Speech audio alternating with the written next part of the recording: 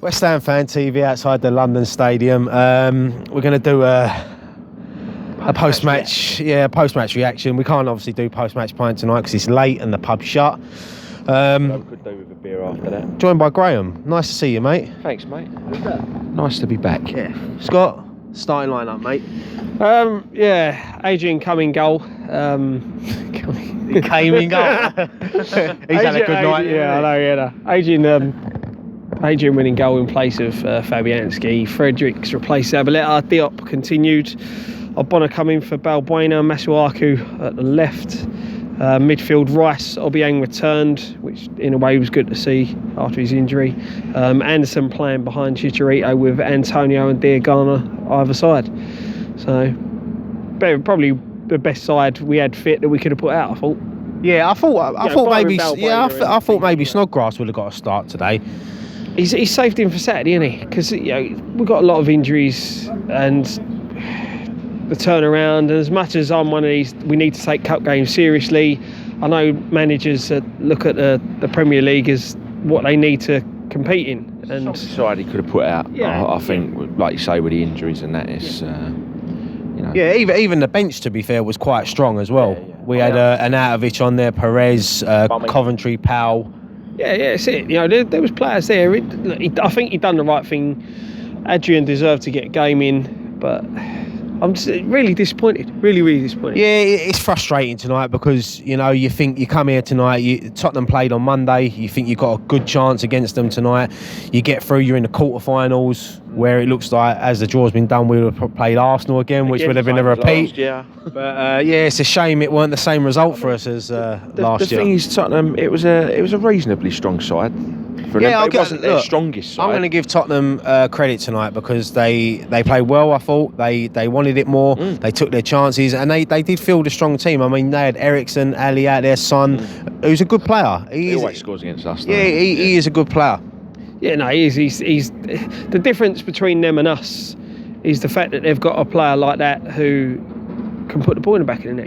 Yeah, we've not got that. That's the difference tonight. That's why they've left there winning 3-1 because they took their chances and we didn't. Because we had chances. We're not clinical enough. Look, I don't think we played that badly.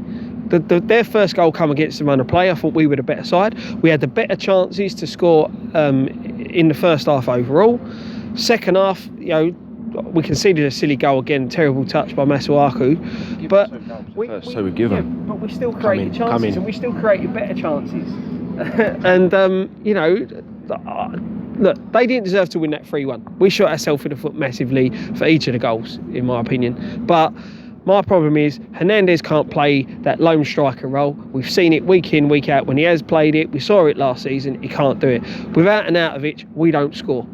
That is the problem. And that's the worrying thing, because if Arnautovic, touch wood, he doesn't, but if he picked up a long-term injury, who do we look to? We're stuffed. Absolutely stuffed. Who didn't look interested tonight? Hernandez can't play the lone striker role. He needs to be partnered. You see it. It goes through, right? It goes through. He's bearing down on goal.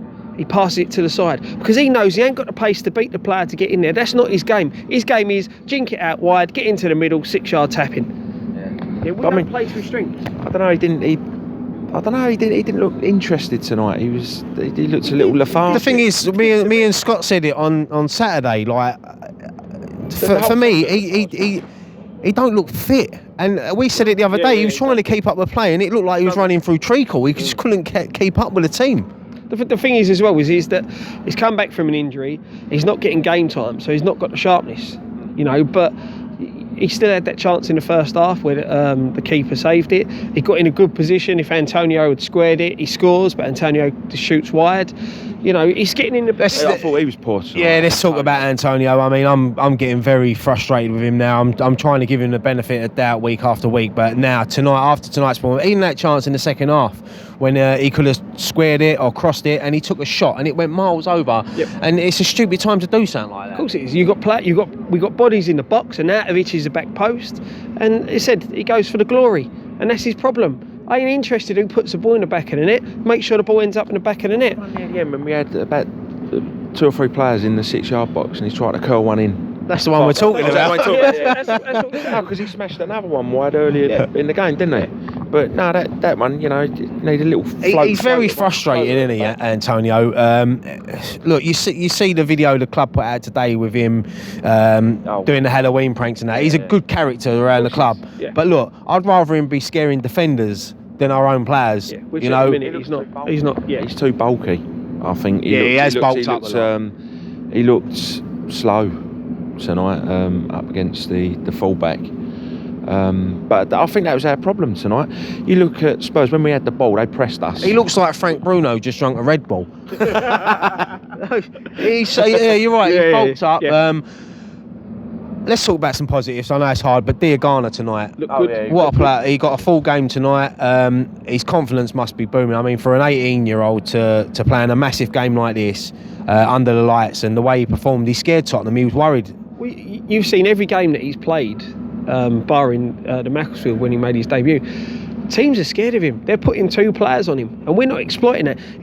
Frustrating thing for me in the first half, they're so worried about Diagana. They're putting players, 2 players. The amount of space Masuaku had on the left-hand side, and we didn't switch the ball out there. Which kept going out right again. Yeah. I feel like a tennis ref. I know how Nicky feels. I just think at times tonight our build-up play was very slow, very plodding. And as I say, we weren't pressing Tottenham enough. I think we sat off them. When we had the ball, they pressed us high. But I don't know, But the times when we did press them high, we forced them into mistakes. So why didn't we do that the whole game? I just don't think we've got the fitness to do it. Some of our players ain't got the legs in them to do that, and that's what I think the big problem is. You're talking about professional sportsmen here. Do you know what I mean? Again, our squad looks, with the injuries we've got, our squad's looking paper thin again. Yeah, that's the worrying thing. We've got quite a few injuries now. Obviously, Mark Noble missing tonight after his stupid red card at the weekend. He misses the next 2 important league games as well. Was it a 3-match ban then? 3-match ban, yeah. Yeah, don't mug about, Scott. You go in like that, mate. You got 3 games. Yeah, 3 match in it, yeah. So, look, it's a miss because we've not got other bodies in there. It's like Rice tonight. I thought he was trying to... Yeah, let's talk a bit about Declan Rice because he's everyone's been talking about Declan Rice lately. He deserves a new contract, and he didn't put a foot wrong again tonight. He put in another solid performance. He played very well tonight. He was trying to take on that Noble role, like trying to lead, trying to drag the midfield through and that, but it just wasn't happening. He can't do it on his own. But look, we're at the cup. Again. We're at the cup again. There's always the FA Cup, Scott, which we probably know won't happen, but you never know. I'd say next year, but yeah, we've been saying that how many years now, but look, we move on now. We're back here on Saturday. Big game. Massive game. Big game. As I said this, I did a preview for tonight. It didn't go up, whatever reason why. But I said in that now. But no, look. Our performances of late have been good. We're playing well, but playing well doesn't mean anything unless you're scoring goals and putting points on the board. We've got 3 games coming up now where on paper we need to get the points. We play the way we've been playing, put the ball in the back of the net more consistently than we have, we'll be fine. Don't win here Saturday, don't beat Huddersfield.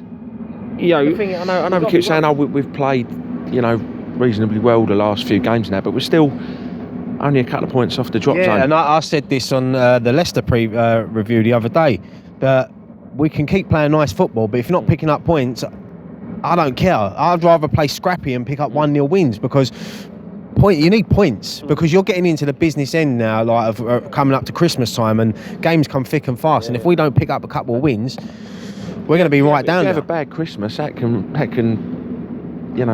bugs your whole season. Well, really. the thing is, we're quite lucky at the moment because teams below us are dropping points, but one of them or 2 of them will go on a little run and they will drag us right back into it. Exactly. And we've spent 100 million, and I'm not saying every game, but sometimes we look worse than we did last season. Yeah, I see. Yeah, I can see what you mean with that. And the thing is as well, you look at the Christmas fixtures; they're not easy. Then you got the January transfer market opens. We don't tie Rice down to a contract by then. Do you know what I mean? Believe me, there's big clubs already looking around there, especially now that it looks like he's placed his allegiance to England. Come on, Rice. Sorry to Ireland fans, I know, but there's going to be big clubs, and then a Man City, a Chelsea, an Arsenal or a Liverpool can say, yeah, here's $80,000 a week. There you go. Of course. It wouldn't benefit him to go to one of them clubs. He's better off staying with us. but pay the kid the money he's playing. You know, he's performing week in, week out. He's been consistently one of our best players. Give him the contract. It ain't hard, you know what I mean? You went out and you gave Oxford a contract after he had a mediocre game against an Arsenal side, and then he got dragged off at half time against Leicester, you know, and you give him a big bumper contract for his age. Where was he tonight? Because he was left out the there was a few left out the under-23 squad last night. I think that Grande Silva was left out as well, and I thought that we might have seen some of them tonight, especially Oxford. Yeah, well, you know, he's stuck with, what was it, Powell and Coventry, who come on against Macclesfield. So the 3 youngsters that were there against Macclesfield were there again tonight, which is good.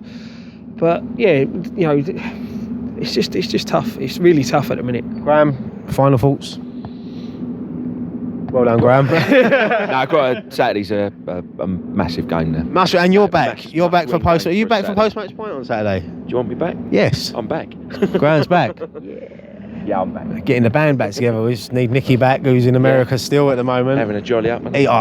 His brother sent me a picture the other day of him in pictures Ralph of the theme Lauren. parks. In Ralph Lauren, right? He had about 6 shopping bags. He looked like, you know, Julia Roberts in Pretty Woman. Well, isn't it? Gary calls him Wreck-It, doesn't he? Yeah. I'll Wreck-It Ralph. Right. Shall we leave it there then? Because Yeah, it's mate. cold, it's late, and yeah, we'll be back here Saturday. But yeah, thanks very much for watching this edition of post-match review. No pints, but we could do have a pint, couldn't we? Yeah, definitely. We'll be back on Saturday. Fan cams, Burnley at home. You're gonna have you're doing a preview. Is it gonna go up? Yeah, it'll be up. It'll be up. Dan? Dan? Dan's not well. No, Dan's so- not well, bless him. So that's why he's not I here was only tonight. mucking So about. He knows I'm only joking with him. get well soon, Dan. And one thing before I go, we didn't mention tonight. Obviously, the tragedy of the weekend with Leicester. The tribute that both sets of fans was unbelievable today. And once again, like, our thoughts and prayers go out to everyone connected with Leicester City Football Club and the pilots' family and everyone involved. It's an absolute disaster. It's a freak accident, and let's hope we never see that again at a football. You know, so we'll leave that there. Yeah, one thing left to say. Come on, your hands.